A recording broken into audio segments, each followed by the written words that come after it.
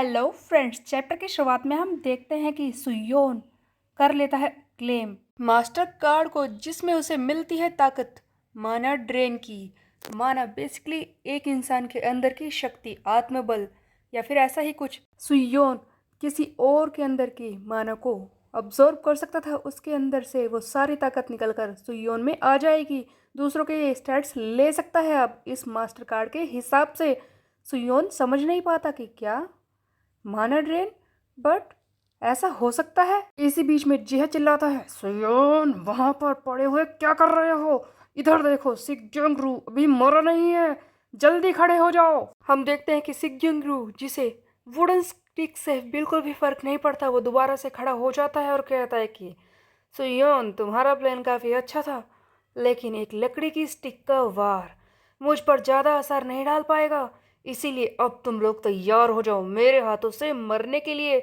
और सिग्योंग फिर से पावरफुल मोड में आकर सब पर वार करना शुरू कर देता है। सबसे पहले ये सुयोन पर वार करता है। ये सुयोन को नीचे गिराकर उसका गला दबाने लगता है। तब सुयोन सोच रहा है कि इस तरह से तो मैं बच नहीं पाऊंगा, इस तरह से तो मैं मारा जाऊंगा, मुझे जल्दी से अपने मास्टर कार्ड को यूज करना होगा।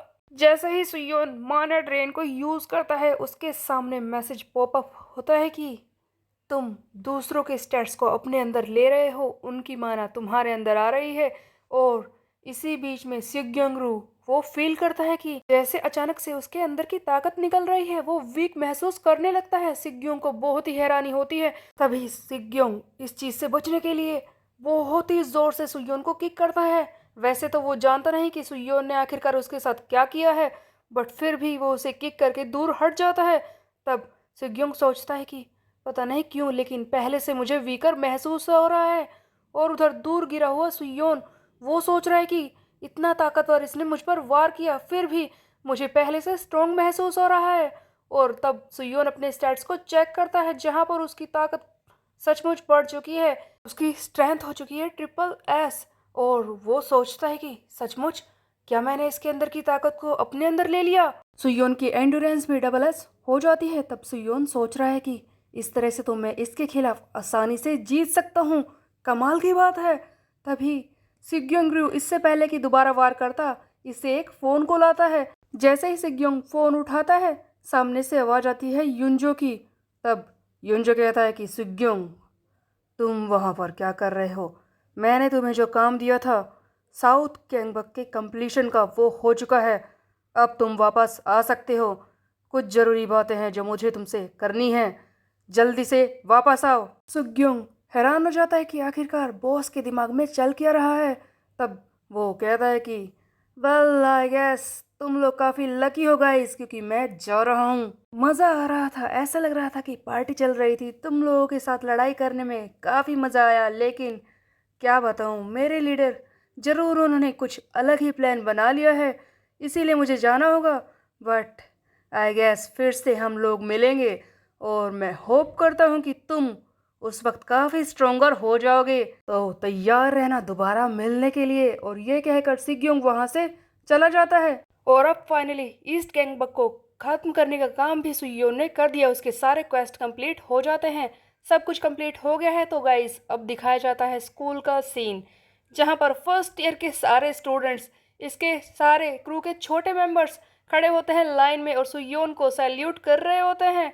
और कहता है कि अटेंशन, हमारे लीडर टॉप डॉग सुयोन की मार रहे हैं, जिन्होंने जेहा हैन को ब्राजीलियन किक मारकर हरा दिया था। उधर बेचारा सुयोन शर्मा रहा होता है कि क्या बकवास कर रहे हो, बस भी करो ये सब तुम लोग। ग्योंगडोंग और जियो का आपस में बात करते हैं कि मैं तो सोच ही नहीं सकता था कि आखिरकार ये दिन भी आएगा। तब योंगडोंग कहता है कि हाँ, साउथ पूरा एक हो चुका है। इस दिन के बारे में तो मैंने बस सपने में ही सोचा था, बट आखिरकार ये दिन आ ही गया। तब जियो कहता है कि हाँ सचमुच मुझे भी यकीन नहीं हो रहा। तब सुयोन इन दोनों से पूछता है कि बाकी के साथी कहाँ हैं, हमारा बाकी क्रू कहाँ पर है। जियो कहता है कि सर वो आपका वेट कर रहे हैं। सुयोन आगे बढ़ता है और उसी जगह पर जहाँ पर ये लोग मीटिंग करते हैं, फाइनली बाकी क्रू भी इन्हें मिल ही जाता है। जियो कहता है कि आज मुझे यकीन नहीं हो रहा अपनी आंखों पर कि ये लोग हमारे क्रू में शामिल हो गए हैं। सामने खड़े होते हैं डोंगटेक, जियाहन, सियोक एंड चेंगंग, जो कि किसी और क्रू के स्ट्रोंगर मेंबर थे। अब वो सुयोन की टीम में शामिल हो चुके हैं। सुयोन आगे बढ़ता है और कहता है कि जेहा, अब से तुम मेरी टीम के मेंबर हो। मैं खुश हूँ कि हम दोनों साथ मिलकर काम करेंगे। और जेहा की तरफ हाथ बढ़ाता है, तब जेहा इसका हाथ जोर से दबाता है और कहता है कि सुयोन, मैं जानता हूँ, मुझे याद है कि मैंने तेरे नीचे रहकर काम करने की बात की थी, इसीलिए मैं अपने शब्दों पर टिका हुआ हूँ। मेरा क्रू तेरे नीचे रहकर काम कर रहा है, बट ये बात याद रखना, अगर तूने खुद को प्रूव नहीं किया कि तू मेरा और इन साथियों का लीडर बनने लायक है, तो उसी वक्त मैं इस क्रू को छोड़ दूंगा। इस बात के लिए हमेशा तैयार रहना। तब सुयोन कहता है कि ऑफ कोर्स जया, तुम चिंता मत करो, मैं पूरी कोशिश करूंगा। आखिरकार सुयोन इसके सामने कर ही क्या सकता था। आई मीन जेहा का एटीट्यूड सुयोन के क्रू में आने के बाद भी बिल्कुल वैसा ही है। जेहा सुयोन का हाथ छोड़ता है और कहता है कि सुयोन, ध्यान से सुनो मेरी बात। नॉर्थ गैंगबक वो आ रहे हैं। इस वक्त हम नॉर्थ गैंगबक के बारे में बात कर रहे हैं। हमने अभी अभी उन्हें अपना सबसे बड़ा दुश्मन बना लिया है। हमें उनके बारे में कुछ नहीं पता कि उनके सबसे स्ट्रोंगेस्ट फाइटर आखिर कितने स्ट्रोंग और खतरनाक होंगे। वो किसी भी तरह के हो सकते हैं। शायद हम लोग इमेजिन भी नहीं कर सकते कि वो हमारे खिलाफ कितने ज्यादा स्ट्रोंगर है। और तुमने बिना सोचे समझे थोड़ी देर पहले उन लोगों के खिलाफ वॉर डिक्लेयर कर दी है। क्या तुम्हारे पास कोई प्लान है? सुयोन, बताओ क्या सोच रहे हो इस बारे में? जियोक, तुम बोलो, तुम एडवाइजर हो ना, क्या सोच रहे हो? तब जियो कहता है कि वैसे मैं सच कहूँ तो मेरे पास कोई प्लान नहीं है। तुम लोगों ने खुद ही देख लिया है कि वो सिग्योंग रू वो कितना ज़्यादा ताकतवर था। अकेले ही तुम सब पर भारी था। अगर उसका लीडर युनजो उसे वापस नहीं बुलाता तो शायद आज वेस्ट गैंगबक का आखिरी दिन होता। उसके सामने तो तुम सारा ही कुछ नहीं हो। तब जिया कहता है कि तो तुम एडवाइजर किस नाम के हो? क्या तुम्हारे पास कोई प्लान नहीं है? तब जियो कहता है कि वैसे देखा जाए तो अगर नॉर्थ गैंगबक हम पर हमला करने के बारे में सोचे तो हम बच नहीं पाएंगे, बट एक चीज है जो हम कर सकते हैं। एक प्लान है जिसे हम यूज कर सकते हैं और नॉर्थ गैंगबक से बच भी सकते हैं। देखो गाइस, तुम लोग जानते ही हो ना कि गैंगबक की हिस्ट्री क्या है, जिस पर सीओ कहता है कि गैंगबक की हिस्ट्री। क्या तुम ये कहना चाहते हो कि पहले सारा गैंगबक एक ही था और उसके बाद पहले ये टुकड़ों में हुआ और अब जिस सिचुएशन में है वहां पर पहुंच गया? हाँ। तब जियो कहता है कि हाँ, बिल्कुल यही बात है। यही तो मैं तुम लोगों को बताने की कोशिश कर रहा हूँ। अगर गैंगबक की हिस्ट्री को देखा जाए तो इस जगह पर, इस पूरे गैंगबक पर एक ही टीम का राज था, एक क्रू का, जिसका नाम था गोड डॉग। और उनका लीडर जोहान सियोंग, जिसे लोग गोड डॉग कहा करते थे, उसी के नाम से ये क्रू फेमस था, जो सारी जगह पर अकेले राज कर रहा था। और जब ऐसा हुआ कि खुद गोड डॉग के लीडर जोहान सियोंग को उसी के क्रू ने धोखा दे दिया, तब जोहान ने ही अपने सारे क्रू को पीट कर इस जगह को अकेले छोड़ दिया। वो अचानक से कहीं पर गायब हो गया और इस तरह से गैंगवॉर को चलाने के लिए कोई लीडर नहीं था। बिना लीडर के यहाँ पर सभी लोग आपस में लड़ने लगे और धीरे धीरे लड़ाई इतनी बढ़ती गई कि लास्ट में जिस सिचुएशन में गैंगबक अब है वहीं पर पहुंच गया। काफी लड़ाई के बाद north Gyeongbuk, west and south east, इस तरह से 4 पार्ट्स में ये गैंगबक डिवाइड हो गया था। ये बात तो तुम सब जानते ही हो ना। तो बेसिकली यहाँ पर जियोक ने बताई है गैंगबक की हिस्ट्री, जो कि ऑफ कोर्स सुयोन के टाइम से पहले की बात है, जहाँ पर गन ने बनाया था गैंगबक का लीडर जोहान सियोंग को। और जब जोहान को उसके क्रू ने धोखा दे दिया था, तब जोहान ने ही अपने हर एक साथी को पीटा था, जिंग जैंग। उसी की वजह से ये सब कुछ हुआ था। गन ने जोहान को पीटा और इस क्रू को भी खत्म कर दिया था। आखिरकार वैसे जोहान को तो जैक ने बचा लिया था, बट फिर भी गोड डॉग उस वक्त खत्म हो चुका था। गोड डॉग क्रू के नाम पर सिर्फ जोहान सियोंग ही अब बचा है। तो गाइस, यहाँ पर सुयोन की स्टोरी उस स्टोरी के बाद वाली लगती है, जहाँ पर गोड डॉग खत्म होने के बाद आपस में लड़ाई सभी लोगों ने शुरू की और धीरे धीरे करके 4 जगह बन गई, नॉर्थ गैंगबक, ईस्ट गैंगबक, साउथ गैंगबक और वेस्ट गैंगबक। जहाँ पर वेस्ट गैंगबक के सुयोन किम ने फाइनली 3 जगहों को यूनाइट कर दिया है और अब बचा है north Gyeongbuk. And now back to Suyeon story guys, जहाँ पर जियोक ने बताया है कि अगर हमें अपनी टीम को बचाना है इस वक्त, तो उस आदमी से हमें हेल्प लेनी होगी। जिसे सुनकर सियो कहता है कि क्या उस आदमी से तुम्हारा मतलब है वो लेजेंडरी फिगर जिसने अकेले ही पूरे गैंगबक को यूनाइट किया था?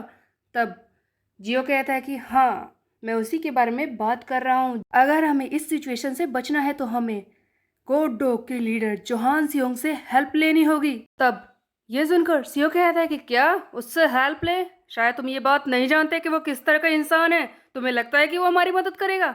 तब जियो कहता है कि हाँ हाँ, मैं भी ये बात जानता हूँ कि वो हमारी मदद शायद नहीं करेगा, लेकिन हमारे पास इसके अलावा कोई ऑप्शन नहीं है। उधर जोहान का नाम सुनते ही हारू बहुत ही बड़े शौक में रह जाता है। तो आखिरकार हारू और जोहान किस तरह से कनेक्टेड थे? शायद इन लोगों को ये पता नहीं है कि जोहान का विजन अब ब्लर हो चुका है, इसीलिए शायद उसने गॉड डॉग क्रू को भी अकेले ही छोड़ दिया था। उसके बाद जियो कहता है कि देखो, मैं जानता हूँ कि हमारे पास कोई ऑप्शन तो है ही नहीं, इसीलिए उसे तो ढूंढना ही होगा। वैसे मैं कुछ जगहों के बारे में जानता हूँ जहाँ पर वो मिल सकता है, हमें वहीं पर जाकर उसे ढूंढना होगा ताकि हम उससे बात कर सकें। ये सारी बातें तो हो जाती है यहीं पर खत्म। उसके बाद हमें दिखाया जाता है सुयोन के घर का एक सीन जहां पर वो मास्टर कार्ड को फिर से चेक कर रहा होता है। तब सुयोन सोचता है कि क्या बात है, इस कार्ड के बारे में जो भी उस चैलेंजर कार्ड ने बताया था वो सब कुछ सही था। ये तो सचमुच ही एक एक्स्ट्रा ऑर्डिनरी एबिलिटी है जो मुझे मिल गई है। ऐसी ताकत का इस्तेमाल तो मैं बहुत ही अच्छे से कर सकता हूँ। सच तो ये है कि ये कोई टेम्परेरी एबिलिटी नहीं है, ये तो बहुत ही अच्छी है। इसके सहारे मैं किसी के भी स्टैट्स को अपने अंदर ले सकता हूँ और जितना भी चाहे उतना पावरफुल बन सकता हूँ। और बस मुझे लड़ाई करनी होगी और उनके स्टैट्स को अपने अंदर खींचना होगा। मैंने आगे का प्लान बना लिया है, मैं और ज़्यादा वीक नहीं रहने वाला। अब मैं जाऊंगा नॉर्थ गैंगबक में बैगमैन किम बनकर दोबारा, और वहां पर जाकर लोगों को पीटूंगा और उनकी सारे स्टैट्स, उनकी ताकत अपने अंदर खींच लूंगा, जिससे कि मैं और भी ज़्यादा स्ट्रोंगर बन जाऊंगा। ये तो बहुत ही अच्छी बात है। हो सकता है कि मुझे कुछ एक्सट्रीमली पावरफुल ओपोनेंट मिल जाए वहां पर लड़ाई करते वक्त। सो बेसिकली सुयोन ने प्लान बना लिया था माना ड्रेन को यूज करने का, जहां पर वो जाएगा फिर से वो बैग पहनकर बैगमैन के बनकर और नॉर्थ गैंगबक में जाकर वहां के गुंडों को पीट कर उनके अंदर की ताकत को अपने अंदर लेगा ताकि काफी स्ट्रोंगर बन सके।